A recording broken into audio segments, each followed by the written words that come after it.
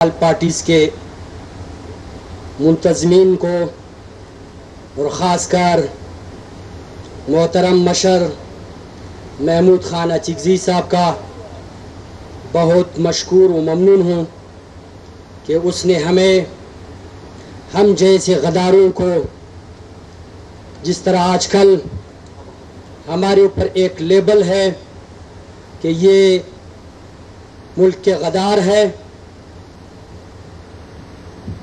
تو ہم لوگوں کو اس آل پارٹیز کانفرنس میں بلا کے ایک دفعہ پھر میں اس کا مشکور ہوں۔ میرے معزز سامعین، خاص کر یہاں میرے پنجابی اور سندھی بھائی بیٹھے ہوئے ہیں، میرا اس سے کوئی لینا دینا نہیں ہے۔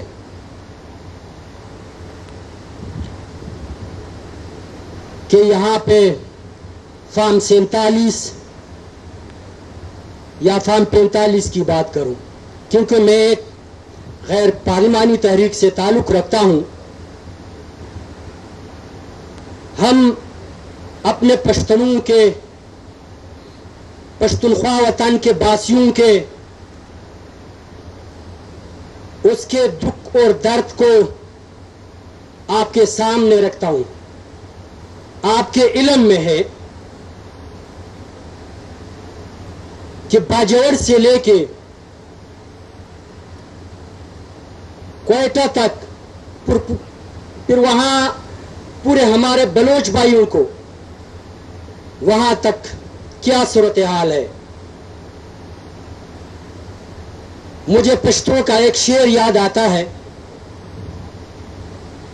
ستاسو خوا کے امن دی مزے کوي دلته مو د اوسپنو باران وکړي، تاسو په امرودو کې پیسې ګټئ او موږ په زمرودو کې نقصان وکړي، تاوان وکړي۔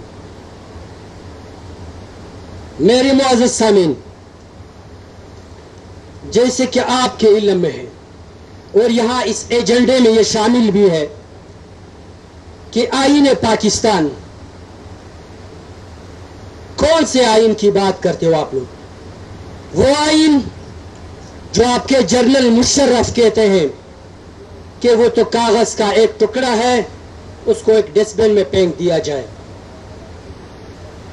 وہ آئین جس میں صاف لکھا ہوا ہے، آرٹیکل 8 سے لے کے 28 تک ہمارے بنیادی انسانی حقوق، ہمارے تقریر اور تحریر پہ بھی تو پابندی ہے۔ ہم کس آئین کی بات کریں، ہم کس ریاست کی بات کریں؟ ہم تو سیکورٹی اسٹیٹ میں رہ رہے ہیں۔ ہمیں تو بمباریوں میں اڑایا جاتا ہے، ہمارے گھروں پہ روزانہ ڈرون حملے ہو رہے ہیں، ہمارے لوگوں کو لاپتہ کیا جا رہا ہے۔ اس آئین میں ہم کیا ڈیمانڈ کریں، جس آئین کو یہاں اس ملک کے جرنیل نہیں مانتے؟ میری معزز سامعین، یہاں تو کہتے ہیں کہ ریاست کی مانند ایک خیمے کی ہوتی ہے، خیمے کے 4 یا 5 ستون ہوتے ہیں، اور کہتے ہیں کہ ایک ستون سے عدلیہ مراد ہے، دوسرے ستون سے مقننہ مراد ہے، تیسرے ستون سے انتظامیہ مراد ہے، اور یہاں میں ایک ستون سے، یہ سامنے میڈیا والے بیٹھے ہوئے ہیں، جس کو لاہور میں جب ایک کتا گٹر میں گر جائے تو اس کو نظر آتا ہے، لیکن ہمارے پشتونخوا وطن کے تیرا اور باجوڑ کے وہ معصوم بچے نظر نہیں آتے۔ اس کے اوپر خوارج کے نام رکھتے ہیں، اس کو بلوچ ماؤں بہنوں کی وہ بچے نظر نہیں آتے۔ میں آپ کے سامنے ایک بلوچ بابا کی داستان پیش کر رہا ہوں۔ مجھے ایک ساتھی نے کہا تھا، ایک دوست نے کہا تھا کہ کوئٹہ کے جنا روڈ کے آس پاس ایک بلوچ بوڑھا سا آدمی, بہت ضعیف آدمی, وہاں جو کیا میں اس کو جو خاکروب کی جو وہ نوکری ہے, وہاں پہ وہ سویپر جو کچرا وغیرہ وہ جمع کر رہے تھے. تو میں اس کے پاس گیا تھا کہ چاچا آپ اس عمر میں کیا کر رہے ہو ادھر, کیا آپ اور کاروبار نہیں کر سکتے ہو, یہ تو آپ کا کام نہیں ہے. تو وہ بندہ مجھے کہہ رہا تھا کہ اس بابا کی آنکھوں میں آنسو آ گئے اور رونے لگا. کہا کہ میرے 3 بچے تھے, ایک بچے کو مستونگ میں گاڑی سے اتارا گیا اور 2 بچوں کو پہلے لاپتہ کیا گیا. اب میں جب گھر جاتا ہوں تو میں میرے بیٹے کے جو وائف ہے وہ مجھے روزانہ کہتے ہیں کہ آپ کدھر گئے ہو, آپ تو ہمیں ہر وقت کہتے ہو کہ ہم آپ کے خاوند کو لے کے آئیں گے, آپ پھر ایسے آئے ہو, میرے خاوند کو نہیں لایا. تو وہ کہتے ہیں کہ روزانہ میرے اوپر اسی طرح غم اور درد کے دن گزرتے تھے. میرے سامعین, میں یہ نہیں کہتا ہوں,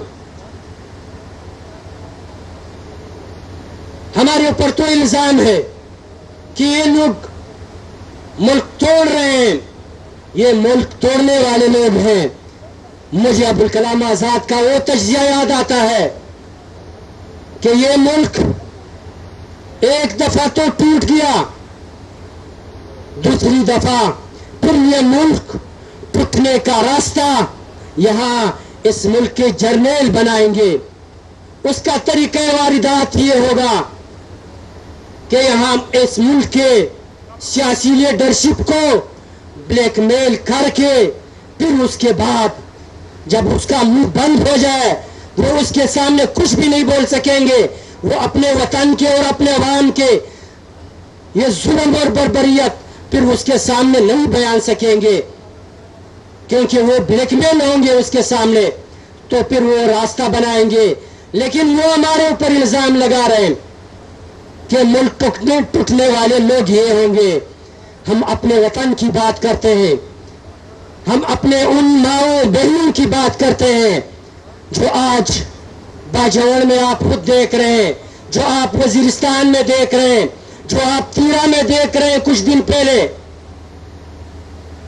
جو آپ پختونخوا وطن کے ہر اس علاقے میں جہاں اس کے لیے میں نے پہلے شعر میں پڑھا تھا زمرود پڑے ہیں, جہاں معدنیات پڑے ہیں. ہمیں تو صاف بتایا جائے کہ ہم نے امریکہ کے ساتھ ایگریمنٹ کیا ہے, لیکن ہمیں تو یہ نہیں بتاتے ہیں. ہمیں کہتے ہیں کہ آپ نکل جاؤ, ہمیں کہتے ہیں اگر نہیں نکلتے تو آپ کو مارتے ہیں. میرے معزز سامعین, یہاں اس پروگرام کے منتظمین میرے پی ٹی آئی کے دوست ہیں, ہمارا اس سے بھی گیلا ہے. ہم وہ لوگ نہیں ہیں کہ جس کے پروگرام میں جا کے اور اس پروگرام میں ان لوگوں کو بے عزت کرے, لیکن ایک حقائق کی بنیاد پہ میں بات کرتا ہوں. خیبر پختونخوا میں آپ کی حکومت ہے, آپ کی حکومت نے ہمارے بزرگوں کو ملک نصیر,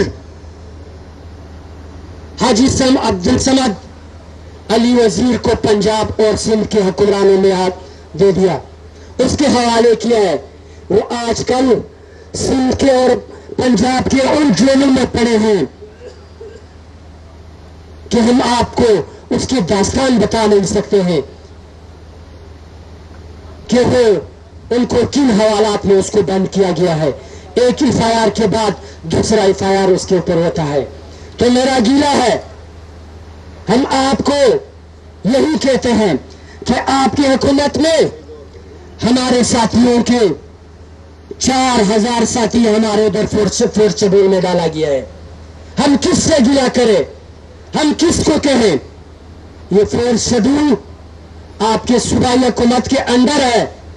اس میں وہاں ایک ڈی سی کا سائن ہوتا ہے, وہاں ایم آئی اور ایس آئی کا, وہاں ڈسٹرکٹ کے انسپیکٹر کا سائن ہوتا ہے, اور وہاں اس پہ اسپیشل برانچ کا جو ہوم ڈپارٹمنٹ ہے اس کا سائن ہوتا ہے. تو یہ صوبائی حکومت کے انڈر آتا ہے. ہمارے سارے ساتھیوں کو کیا نام ہے اس کو 3MPO کے ذریعے گرفتار کیا جاتا ہے. یہ 3MPO تو ایک ڈی سی کے اندر آتا ہے. ہم آپ لوگوں کو بھی کہنا چاہتے ہیں, خدارا جس طرح ہمارے ساتھ آپ کا بھی درد اور دکھ ہے, آپ کا لیڈر بھی جیل میں ہے, ہم یہ نہیں کہتے ہیں کہ آپ کے ساتھ نہیں ہو رہا ہے, لیکن جو ہمارے ساتھ ہو رہا ہے اس کا گیلا ہم کس کو کریں. خیبر پختونخوا میں آپ کے سی ایم صاحب سے بار بار ہماری میٹنگ ہوئی تھی. ایک دفعہ اس نے مجھے کہا تھا, خاص مجھے کہا تھا کہ آپ مہربانی کر دو, آپ ملک نصیر اور حاجی سمت کو کہو کہ ایک ایفیڈیوٹ بنا دے کہ ہم آئندہ کے لیے ایسی باتیں نہیں کریں گے. تو میں نے کہا کہ سی ایم صاحب میں خود کہوں گا آپ کو. اس نے کہا کہ وہ لکھ کے دے. بعد میں اس کو وہ بات بھول گئی. وہ بھی یاروں کے خلاف کچھ باتیں کیا کرتے تھے. تو میں نے اس کو کہا تھا کہ آپ بھی تو یہ بات کرتے ہو. تو اس نے کہا تو میں تو یہاں اندر کمرے میں کرتا ہوں. میں نے کہا کہ ہماری ایمان جو ہے وہ ایسا نہیں ہے. ہم جو بات ادھر کرتے ہیں وہ اسٹیج پہ بھی کرتے ہیں, وہ عوام کے سامنے بھی کرتے ہیں. ہم نے ایک درد لایا ہے. ہم یہ نہیں کہتے ہیں. مشر محمود خان اچھیگزی صاحب بیٹھا ہوا, اس نے پورا زندگی پشتنوں کی حقوق کی بات کی ہے, یہاں پاکستان کی آئین کی بات کی ہے. تو میں نے پہلے بھی کہا تھا کہ ہم کس آئین کی بات کریں. اب بھی یہی کہتے ہیں کہ یہ آئین جو ہے یہ تو جرمن یہی کہتے ہیں, یہ جرنیل یہی کہتے ہیں کہ کاغذ کا ایک ٹکڑا ہے. تو جب وہ ایک کاغذ کا ٹکڑا سمجھتے ہیں اس آئین کو, تو پھر ہم کیا کریں, ہم اس کو کیا سمجھیں. میرے معزز سامعین, ہماری لیڈر پہ, ہماری قیادت پہ, منظور احمد پشتون پہ خیبر پختونخوا میں 2 دفعہ قاتلانہ حملہ ہوا تھا. آج کل لوگ سوال بھی کرتے ہیں کہ کیوں نہیں نکلتے منظور پشتون. ہم تو کہتے ہیں کہ 2 دفعہ قاتلانہ حملہ ہوا تھا, کیا وہ لوگ پکڑے گئے؟ کیا ان لوگوں کو آپ نے کسی عدالت میں پیش کیا؟ ان لوگوں کے پاس کون سے کارڈ تھے؟ ہم نے جو دیکھے تھے. تو میری معزز سامعین, میں خاص کر سندھ کے اور پنجاب کے بھائیوں کو کہتا ہوں, میں نے پہلے بھی پشتوں کا ایک شعر آپ لوگوں کے سامنے پڑھا تھا. ہم یہ نہیں کہتے, ہم یہ تعصب والے لوگ نہیں ہیں, لیکن ہم یہ پوچھ سکتے ہیں کہ ہمارے ساتھ کیوں ہو رہا ہے, ہم نے کون سا وہ گناہ کیا ہے, ہم نے کون سی وہ جو ہمارے اوپر الزامات لگا رہے ہیں کہ یہ غدار ہے. میں یہ نہیں کہتا ہوں, ہمارے اس بڑے مشر کے والد صاحب کے اوپر غدار کے فتوے لگائے گئے, خان سمد خان اچھیگزئی صاحب کے اوپر.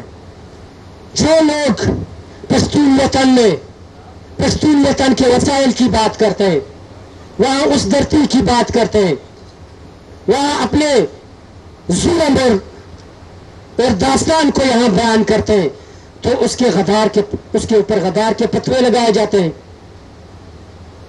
ہمیں یہ سمجھایا جائے, ہمیں یہ سندھی اور پنجابی بھائی سمجھایا جائے अगर आप लोग हमारे दुख दर्द में शामिल नहीं होंगे तो फिर तुम्हारा हशर भी हमसे बदतर होगा। हम तो आजकल नहीं 70 सालों से हम यही जंगज़दा आपत्सदा हालात में हैं। मेरी मुअज़्ज़ज़ सामीन, आपका वक्त नहीं ले रहा हूं, लेकिन आप लोगों से इल्तिमास है, आप लोगों से दरख्वास्त है कि हमारे दुख दर्द में शामिल हो जाओ। हम इस मुल्क को तोड़ना नहीं चाहते, लेकिन जो लोग इस मुल्क को तोड़ना चाहते हैं उसके गिरबान में हाथ डालो, उसके सामने बात करो, उसको लोग ये करें। लेकिन यहाँ पे कल भी मेरे ख्याल में ये प्रोग्राम जारी होगा।